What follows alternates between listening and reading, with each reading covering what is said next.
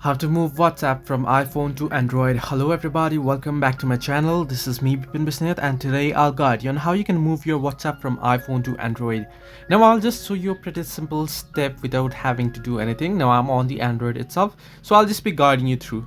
First, you can open up WhatsApp on your iPhone, right? And you want to head into the settings, the WhatsApp settings. In Android, it's on three dots and then tap on settings. Now on this settings page, what you want to do is on your iPhone as well, you'll get this similar options, right? You want to head into the chats option. Once on chats option, you'll be able to see the option that is chat backup, and you can transfer chats.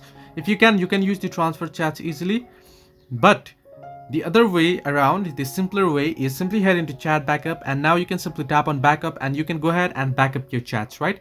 Back up your every chat, and once it is backed up, you can simply head into your Android device that you wish to move your WhatsApp to, enter in your phone number, log into your account, and go ahead and retrieve the chat that you had backed up onto that device, and all your chats will be moved there and your WhatsApp account will be there as well. So this way you can move WhatsApp from iPhone to Android. Hope this helped you. Do like and subscribe, and do not forget to leave a comment down below if you have any further issues.